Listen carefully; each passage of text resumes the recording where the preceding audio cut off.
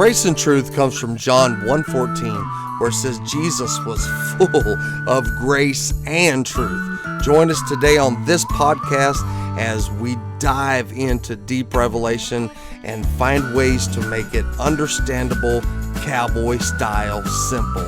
That's the way I like it, and I hope you do too. And my whole life, I wanted to be a cowboy. That's all I ever wanted to do, and I'm still not much of one, but that's what I wanted. And I had a picture in my mind of the freedom that I wanted to live. I wanted freedom for my life. I wanted to be free. I wanted to be free from restraints. I wanted to be free from people telling me what to do. That's that cowboy thing in me where I'm going to do what I want to do, how I want to do it, and when I want to do it. No, ain't nobody going to put a bit in my mouth, no saddle, no cinch. I'm rolling. And so I had a picture in my mind of the American wild horse, and that was freedom. Every TV show you ever seen, that horse is just running. You know, they always got the horses like in slow motion, and they're running free, you know. And it must be cold out because there's always, steam coming out of their nose, you know what I mean? And they're just running, and I'm like, that's me, man. That's what I want to do. And I had this mentality of let them wild horses alone. Don't bother them. They got it made. They're living the life. One of my dreams was to have my own little ranch, and that came to fruition. I moved to Great Falls, Montana, and bought a 70-acre ranch and started raising paint horses, and lost everything I had by doing that, but that's all right. I'm not bitter, because I am a genius horseman. Promise. Okay.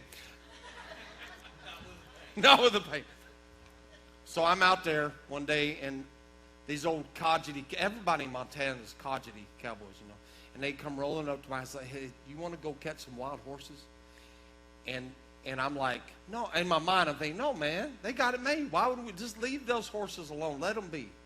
But in my heart, I'm a little boy. I'm like, we get to go catch wild horses. So that was it. So we go up there, and y'all, this is the craziest thing. We're up in the Blackfeet Reservation, and they flush these horses out, run them right through the town. They flush them out with helicopters, and it's the ground literally shakes from these horses running. And then they kind of put them in pens and separate them. Then you just go in there and pick out whatever horse. And I had paid for 2. So I go and I get my rope. And I just want to show you this. Because I'm an evangelist, right? I'm an evangelist. My heart is to kind of help us as a body to remember what we're called, appointed, anointed by God to do. So I got this story. I think it might help you to. Okay, good. So I get my stop. Okay, so I get my rope, and I walk in. And I want to show you my approach as I walk in. I'm going to destroy something. I just know it. I'm trying to hurry, Pastor. So here I go I'm going in the arena, right? I want you just to notice I'm a young buck, right? And I'm a cowboy. You know what I mean? I mean, you don't get no more cowboy than this. Walk into the arena, and I see this mare, and she's running around, and I'm saying, oh, there's my girl, right? And I'm walking in, I'm like, I'm a cowboy. And you notice when I walk in, I'm loud, right? I'm like, woo! I'm abrasive, I'm loud, I'm ridiculous. You know what I mean? And I walk in there, and I find my mare, and I'm running, I'm chasing her, and I catch her up along the fence. I'm like, boom, there it is. I'm like, I got her. Look at, I'm a cowboy, right? And I'm walking back to the fence, and there's the old cowboys up on the fence, the old codgety. I'm like, I'm a cowboy. And about right here, that horse said, I'm a wild horse. Glad to meet you. And that horse, I cannot tell you the hell that happened to me from that. It picked me up, threw me about 15 feet in the air, and started, and that's the thing. This is exactly what he just said. What are you doing? That's it. No, don't. This is what I did. How come he's so strong? I don't know what. I am a cowboy. You almost died right there.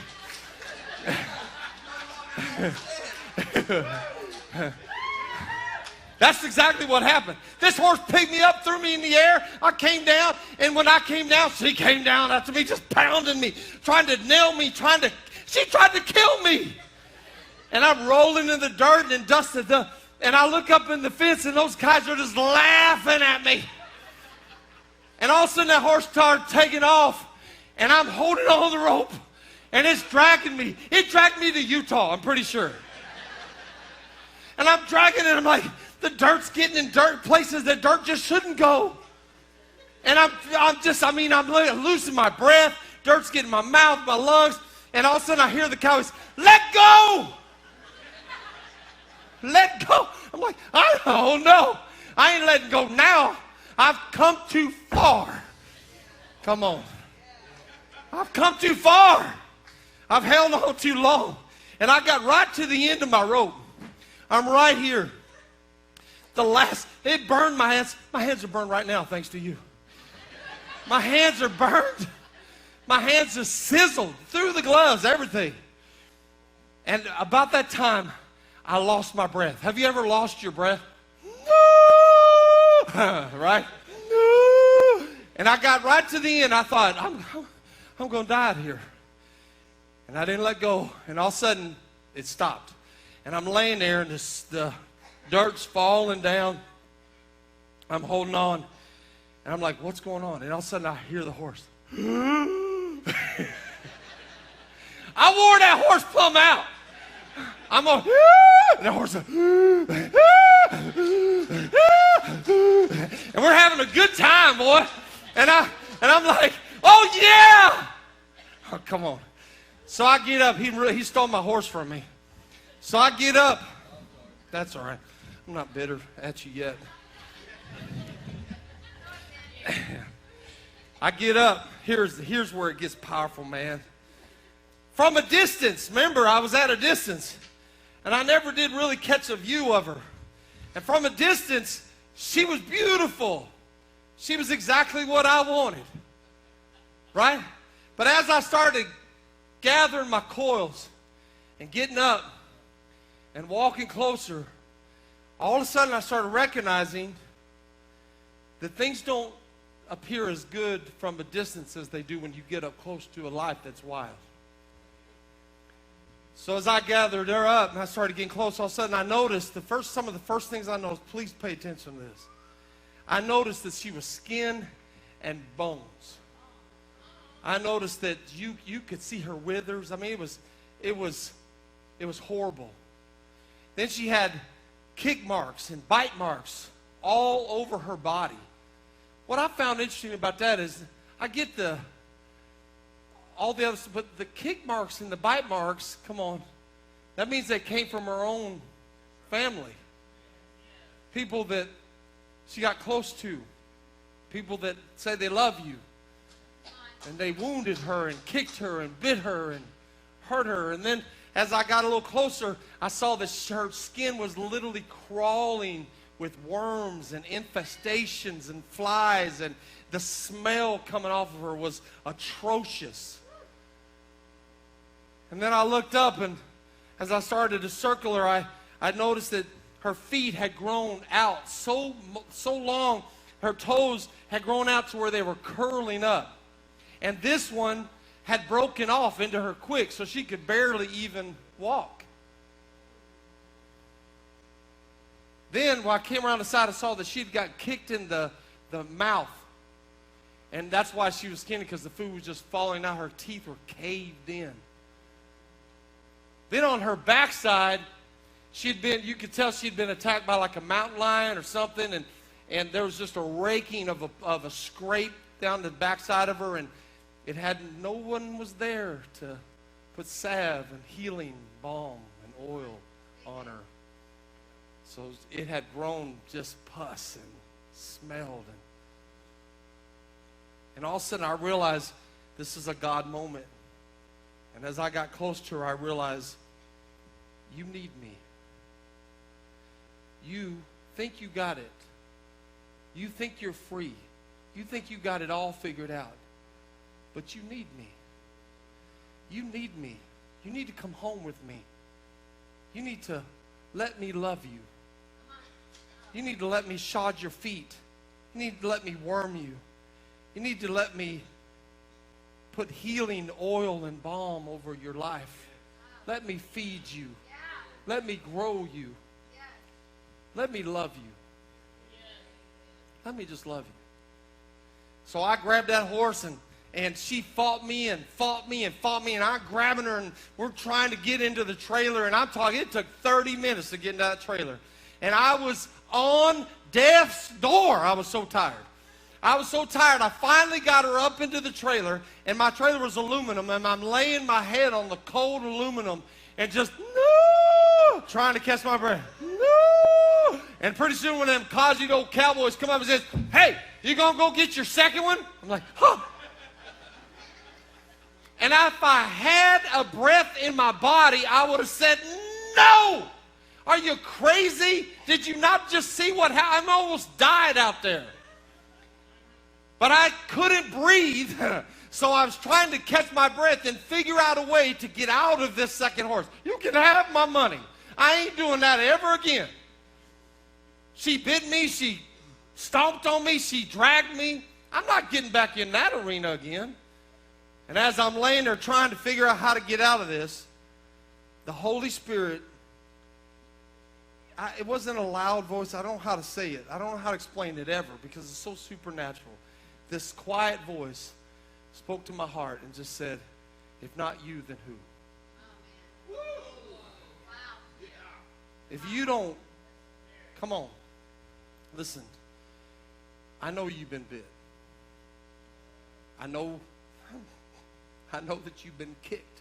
I know that you've tried your hardest with your neighbors and your family and your friends, and I know that you've been dragged around and pulled down, and I know, but if you don't get up, shake it off, and get back into that arena, then who will?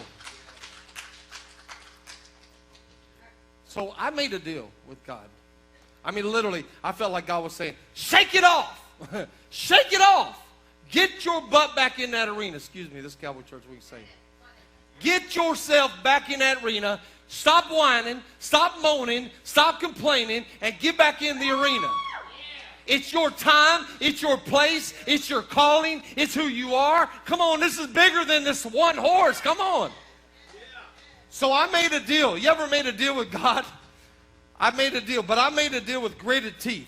Come on, y'all gonna get this. I made a deal like this. Okay, God, I'll do it. I said, but this time, I'm gonna go after the oldest, broke downest, on death's door. That's my horse. That's what I'm looking for. So I get, now watch what happened though. Also, so I get my rope. And this time I decided to not be so obnoxious. Somebody needs to hear that. Stop being such an idiot. Don't be so loud. Woohoo! I'm a Christian. Come on. Come on. I don't want to ever do damage to somebody that's bold in their faith. That's not what I'm saying. I'm saying change your approach. It changed my approach. So this time when I walked in the arena, honest to goodness, this is how I did it. I got silent in my feet, right? And I took that rope.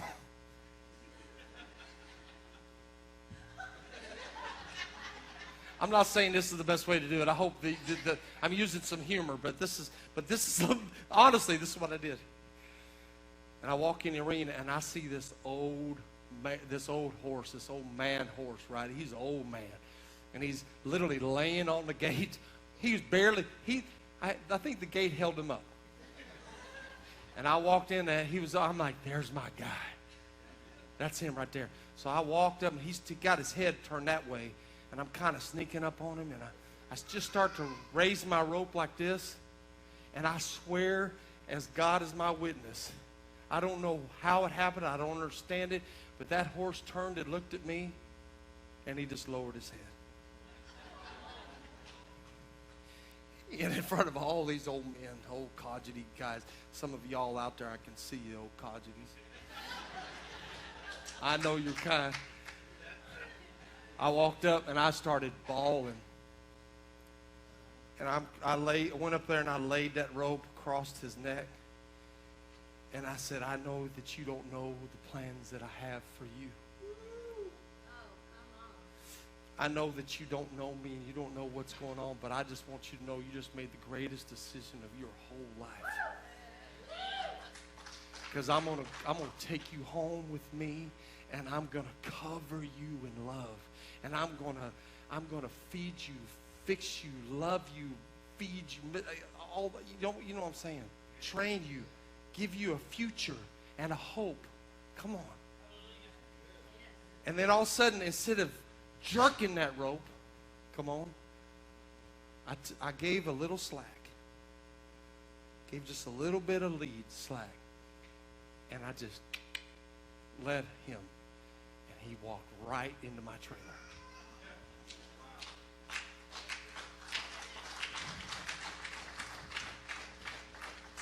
I believe with all my mind and all my heart that was God. So I wouldn't recommend you go out and try to do that. But here's my heart. What's the difference between that old man horse and that young mare? Neither one of them knew what I was there to do. Neither one of them knew my heart. Neither one of them, there were guys there from the kill barn that were there to get these horses and go, you know. They didn't know what I was there for, but watch this. The deal is that young mare, even though she was actually at her end of her life. Did you know this? Come on, watch this.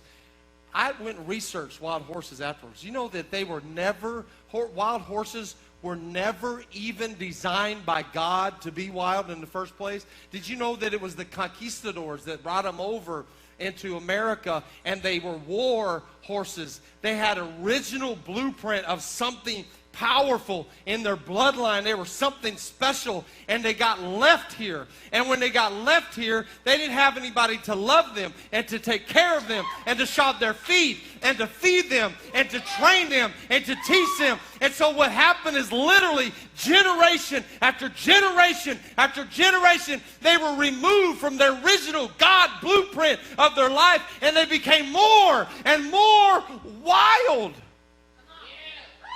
So we shouldn't even be surprised that they're wild. They're removed from who they are by God's design. This isn't who they are.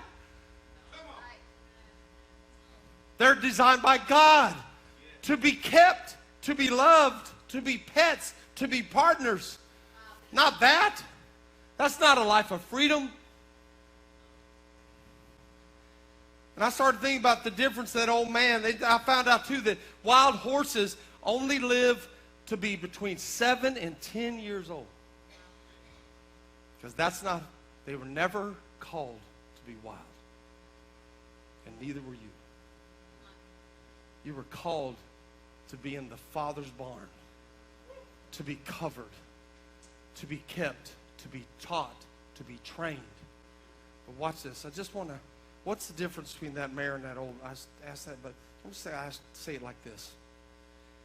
The deal is, that young mare hadn't come to the end of her life yet.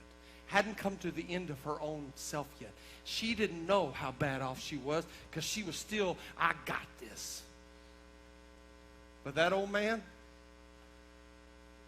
he was ready. What he was saying to me by his body language is, I don't know who you are. I don't know what you got. I don't know what you're here for. But I know whatever it is has got to be better than with the life that I'm living now. And I just happened to be in the right pen, in the right place, at the right time, with the right tools and the right heart, to be there at the right moment when she was ready to get right. Come on. See, sometimes you're going to get bit, you're going to get broke, you're going to get stepped on, you're going to get dragged around, you're going to get lied to, you're going to get all the things are going to happen. That's a normal part of the process. Shake it off and get back in there, because you never know when the moment comes where they get tired of doing what they were doing and living the life they want to live, and they come to a place where they don't know exactly what this means. The young lady that made the decision, she doesn't know exactly what it means, but she knows this, whatever it is has got to be better than what I'm doing now. I need life in me. I need hope. I need peace. And I and you are called and anointed by God to be at the right place at the right time with the right tools and with the right heart and the right approach. Let me read this as I close. This is Romans chapter 1, starting at verse 21. There's a different perspective I'm going to give you. This, I haven't put up New King James Version. Yeah, if we could, yeah. I love you so much. Thank you. You just so on point. I'm going to read this out of it's kind of a cowboy Bible called the Mirror Bible.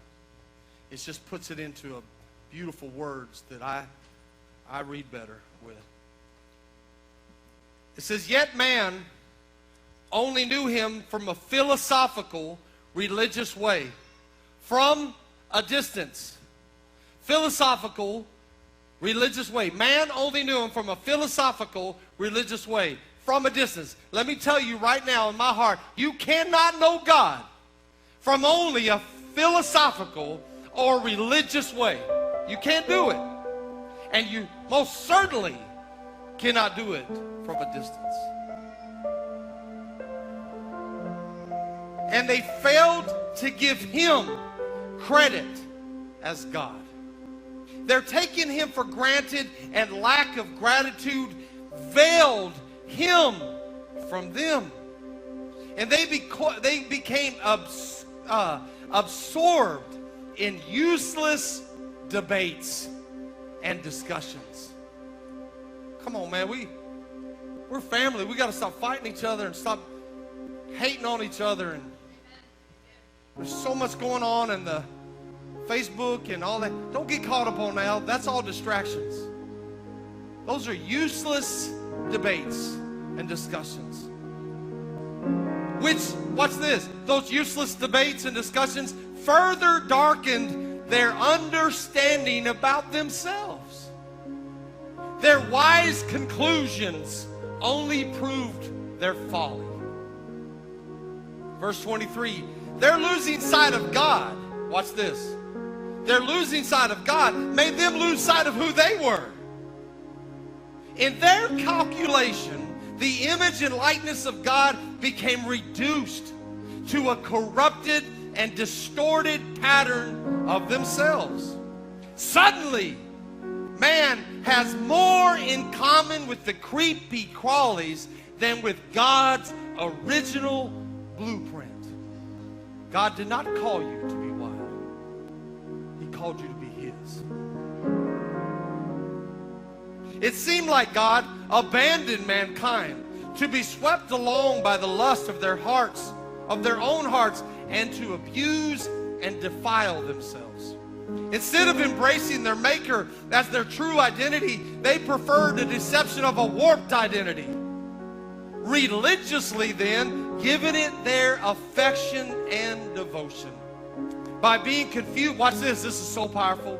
By verses 26, by being confused about their Maker, they became confused about themselves. Women became snared in passion for one another. Likewise, the men became inflamed with an unnatural attraction to men. Even their personalities changed in consequence to their delusion. And since they no longer honored or acknowledged God in their thoughts, they failed to see anything wrong with what they were doing. Now, a lot of us are sitting out there and like, oh, preach it, brother. He's talking about the gays and the lesbians and the LGBT. Let me just tell you, if that's what you heard out of that, you're completely ignorant to what the Word is really trying to say. The issue is they're removed from God's original blueprint. So they don't see anything wrong. And it's not about saying, oh, the gays and the lesbians. It's about my heart and my intentions, and not seeing things in my life that are obviously incorrect and wrong. And I can look and see what's wrong with those people, but I don't see what's wrong with myself. And it just gets this whole lie and this whole thing. And the bottom line is, it's because I lost sight of God's original blueprint for my life. And of course they act that way. Of course this horse bucked me and kicked me and dragged me and tried to kill me. Of course he did. You know why? Because he's wild. So why would I be shocked or surprised at the way a wild horse acts? I should expect it and love them and still get in their arena and go rescue them. If I'm appalled by their actions, come on. If I'm so appalled by the wild behavior and the way that how they're acting, then I won't pick up my love. I won't pick up my tools. I won't pick up my heart. And I won't go get in their arena. Because there's someday, someplace, you never know where it's going to be, when it's going to be, when somebody might come to the end of themselves, and you, the one that keeps going and stepping back there and getting back in their arena and never quitting on them and never giving up on them and loving, not accepting, loving, and getting back into the arena and saying, I love you enough to be here. I changed my approach, but I'm not gonna leave you alone. I'm not gonna give up on you. I'm right here. Someday there's gonna be that moment where they just turn and lower their head. I'm ready. I just want to say, as another, maybe a possible altar call. I think there's two kinds of people here this morning. There's people who are wild, and you've been out in the fields and you've just been doing it your way, how you want to do it, and you don't know Jesus Christ as your Savior, and he never gave up, and he never quit, and he took care of his wife, and he did all these right things. And I'm sitting there thinking, I'm not that guy. I've made so many bad decisions. I've quit. I've turned over. I've messed up. I've screwed this whole thing up. I've hurt people. I've been through a divorce. I've done everything wrong that a human can do. I have messed this deal up. And I look up, and my Father is still in my arena. He never left me. He never forsake me. No matter how many stupid things I've done, no matter how many times I just tried, could you just leave me alone and let me be wild? Let me go do what I want to do, how I want to do it. And he could see the scars and the wounds and the end from my beginning. He saw where I was going, and he said, I love you too much. Come home. Come home. If you're sitting in this audience tonight, this morning, and you say, that's me, I've just been running wild. I know he's my Savior, he's my Lord, but I've just been running wild. I just want to say to you, come home.